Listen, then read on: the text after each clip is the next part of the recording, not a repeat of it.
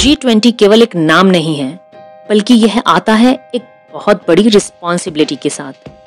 और इस बार इस रिस्पॉन्सिबिलिटी की कमान दी गई है हमारे प्यारे भारत के हाथों में।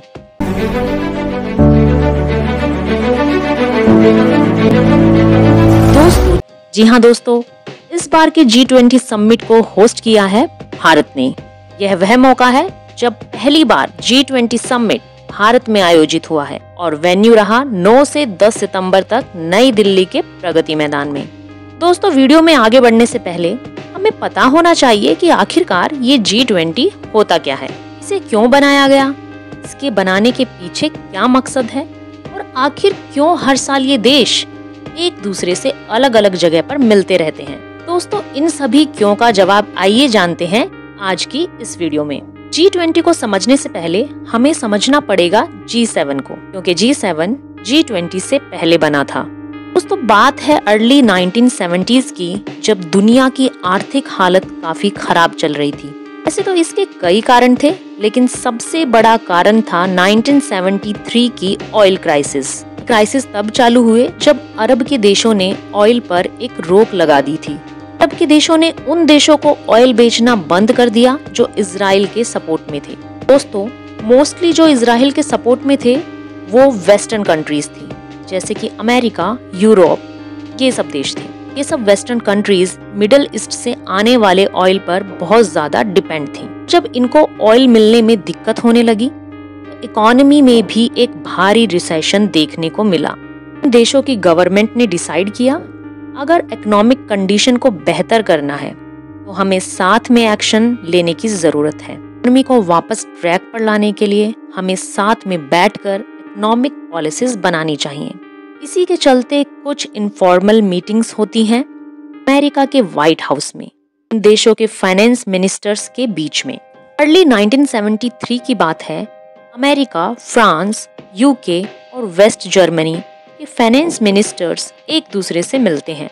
2 साल बाद इटली और जापान को भी ये लोग शामिल कर लेते हैं और फिर 1975 में होती है पहली G6 की मीटिंग। G6 में टोटल हमारे 6 देश हुए दोस्तों, जो हैं America, France, UK, West Germany, Italy और जापान। इसके बाद 1976 में कनाडा भी इस ग्रुप को ज्वाइन कर लेता है और ये G6 का ग्रुप अब G7 का ग्रुप बन जाता है। ये 7 देश वो देश थे जो सब देशों में से सबसे डेवलप देश थे। ये इकोनॉमी दुनिया की टॉप इकोनॉमीज में से थी। लेकिन इसके अलावा और भी कई चीजें इन देशों में कॉमन रहीं, जैसे कि इन सभी देशों में लिबरल डेमोक्रेसीज थी, यानी कि ये ह्यूमन राइट्स और इंडिविजुअल फ्रीडम जैसी वैल्यूज को प्रमोट करते थे। इस समय ये सब ऑयल क्राइसिस की समस्याओं से जूझ रहे थे। इसका मोटिव उस टाइम बस यही था कि एक साथ बैठकर इकोनॉमिक स्ट्रेटजीज बनाई जाएं ताकि इस फाइनेंशियल क्राइसिस की सिचुएशन से बाहर निकल सकें। 1998 में रशिया को भी इस ग्रुप में शामिल कर लिया जाता है। अब ये G7 से बन जाता है G8 ग्रुप। लेकिन 2014 में जब रशिया ने क्रीमिया को इन्वेड किया था, उसके बाद रशिया को इस ग्रुप से बाहर निकाल दिया जाता है। इसी वजह से ये ग्रुप आज भी G7 है। दोस्तों, अब अगर बात करें G20 की, इसकी शुरुआत भी इकोनॉमिक क्राइसिस की वजह से ही हुई थी। आखिर कौन से वो फाइनेंशियल क्राइसिस रहे जिनकी वजह से G20 को बनाने की जरूरत पड़ी, और वो क्राइसिस थे सन 1997 के एशियन फाइनेंशियल क्राइसिस, जिन्होंने जन्म दिया G20 संगठन को। साउथ कोरिया, इंडोनेशिया, थाईलैंड जैसे देशों में इस समय भयंकर इकोनॉमिक क्राइसिस था और ये क्राइसिस इतनी बड़ी थी कि इनकी वजह से बाकी देश जैसे कि हांगकांग, मलेशिया, फिलीपीन और कुछ हद तक चाइना, जापान, सिंगापुर, ताइवान और वियतनाम जैसे देश भी अफेक्ट हो रहे थे। इन देशों में करेंसी की वैल्यू तेजी से गिरती जा रही थी, बेरोजगारी बढ़ने लगी, कुछ देशों में तो दंगे तक देखने को मिले। इसके अगले साल 1998 में रशिया में भी फाइनेंशियल क्राइसिस देखने को मिले। यही कारण था कि रशिया को G7 में फिर से इंक्लूड किया गया। अब G7 के और मेंबर्स ने ये भी रियलाइज किया कि दुनिया समय के साथ साथ बदल रही है और आपस में और ज्यादा इंटरकनेक्टेड होती जा रही है। ग्लोबलाइजेशन इतना ज्यादा देखने को मिल रहा है कि अगर एक देश में कोई प्रॉब्लम होती है तो उसका असर दूसरे देश में भी देखने को मिलता है। इसलिए पूरी दुनिया में अगर हमें इकोनॉमिक स्टेबिलिटी लानी है और भारी रिसेशन से उनको बचाना है तो हमें दुनिया की जो इमर्जिंग इकोनॉमीज हैं उनके साथ बैठकर एक्शन प्लान बनाने होंगे। अब वक्त आता है 26 सितंबर 1999 का, जिसमें G7 के फाइनेंस मिनिस्टर्स की मीटिंग के दौरान G20 ग्रुप की स्थापना की जाती है। अब इस ग्रुप में ये जो पहले से डेवलप्ड कंट्रीज थीं, वो डेवलपिंग कंट्रीज को भी इंक्लूड कर लेती हैं। लेकिन दोस्तों, अब सबसे बड़ा सवाल ये था कि इन डेवलपिंग कंट्रीज में से किन देशों को ग्रुप में लिया जाए और किन देशों को नहीं। तो इसके लिए कुछ क्राइटेरिया बनाए जाते हैं। सबसे पहला क्राइटेरिया तो यही होता है कि जो देश ऑलरेडी G7 के मेंबर्स हैं वो तो G20 ग्रुप में रहेंगे ही रहेंगे। इसके बाद ये देखा जाता है कि दुनिया के सबसे बड़े देश और कौन से हैं और सबसे बड़ी इकोनॉमी को कौन हैंडल कर रहे हैं। उसी के बेसिस पर China, India, Brazil, south Africa और रशिया को G20 में इंक्लूड कर लिया जाता है।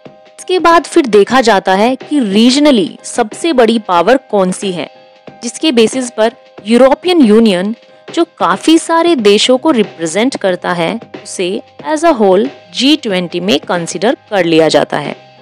तो दोस्तों, आज के टाइम में अगर बात की जाए तो G20 में टोटल 19 देश और एक यूरोपियन यूनियन शामिल है। रफली हम यह कह सकते हैं कि G20 में वो 20 देश शामिल हैं जो ना सिर्फ पॉलिटिकली और इकोनॉमिकली बल्कि मिलिट्री और पॉपुलेशन वाइज भी स्ट्रॉन्ग हैं। ये G20 की मीटिंग्स सभी फाइनेंस मिनिस्टर्स और सेंट्रल बैंक के गवर्नर्स के बीच में होती थी, क्योंकि इसका मोटिव फाइनेंशियल क्राइसिस से डील करना था। इसलिए कई सालों तक ऐसा ही चलता रहा। लेकिन अब वक्त आता है सन 2008 का, जब ग्लोबल फाइनेंशियल क्राइसिस की प्रॉब्लम शुरू हुई। अब इन देशों ने रियलाइज किया कि सिचुएशन आउट ऑफ कंट्रोल होती जा रही है, तो हमें और भी सीरियसली मीटिंग करनी चाहिए। सिर्फ हमारे फाइनेंशियल मिनिस्टर के मिलने से कुछ नहीं होगा।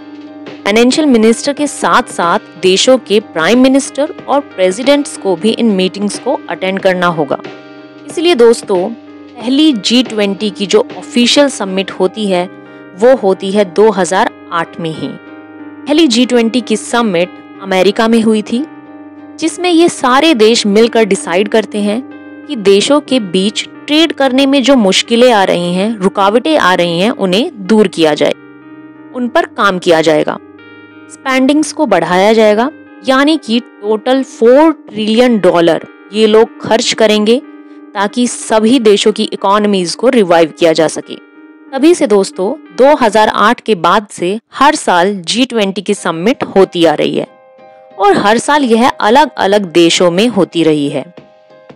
दोस्तों, इन मीटिंग्स में जो एजेंडा डिसाइड किया जाता है और जो काम हो रहा है उसे स्मूथली रन करने के लिए एक सिस्टम का यूज किया जाता है और वो सिस्टम कहलाता है ट्रोइका सिस्टम। जी हाँ, ट्रोइका में 3 देश साथ में मिलकर काम करते हैं। आइए समझते हैं। इसका पहला मेंबर है करंट G20 का प्रेसिडेंट, दूसरा मेंबर प्रीवियस G20 का प्रेसिडेंट और तीसरा मेंबर अपकमिंग G20 का प्रेसिडेंट।